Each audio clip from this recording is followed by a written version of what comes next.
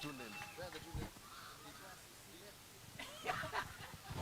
Give me the two names you have. Asante. Mwe ni museo.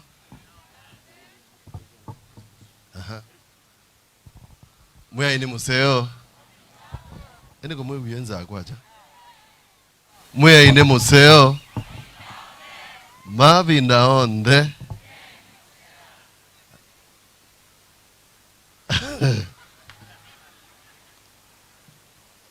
Leo ni siku kubwa, si ndio?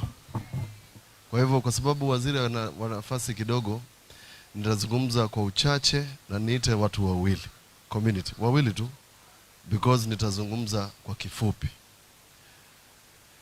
Nyinyi watu wa Kambo na Kibwezi East mko na bahati. Njibikieni makofi. Na niwaambie siri, nyinyi ndio mmebeba sub-locations and all other units. The first one ilikuwa itengenezwe ni ya Kambo. Muyo ninyi mukwete. Nemo usobia. That's number one. Number two. Ekaini mutebi. Ndone nzeo. Na ya usobia. The best thing that has happened to me nikiwa gavana wenyu ni kuwa na watu ambao nilifanya kazi nao. Because Professor Kindiki is available when I need him. Huyo. Na amechagua hii Kambo as the first one to commission out of his busy schedule. Amesema lazima akuje hapa. Ende ni muutana. You hata amjui, wacha niwaambie siri. Mimi nilikuwa namuombea akuwe kiti ingine huyu.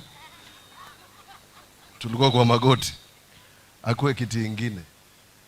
I was praying for him to be the deputy president. He knows. And he was praying for me to be the governor. Huyu. And the reason I celebrate you, Professor, and I must tell the people of Makueni. Wakati kulikuwa na vita Senate, Makueni ipoteze pesa. Huyu akiwa upande wa serikali alisimama na Makueni. Huyu ni one wito kabisa.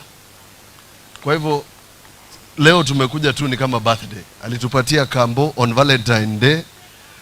Kwa hivyo anatupenda. Tuminebu. Zile zimebakia tumekubaliana. Please everybody. Tutarudi kwa Professor Kindiki. Na ninajua ofisi yake, nitaenda hapo. Tutaenda zile zimebakia, we'll finish. The fourth one.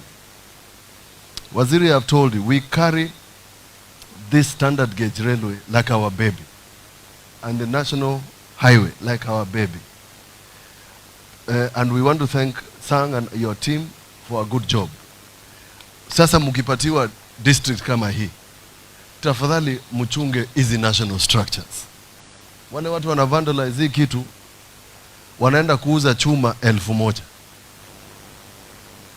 Na wakimaliza hiyo, wanaingia project zenyu za maji, wanaiba chuma ya maji, wanaiba panel ya stima.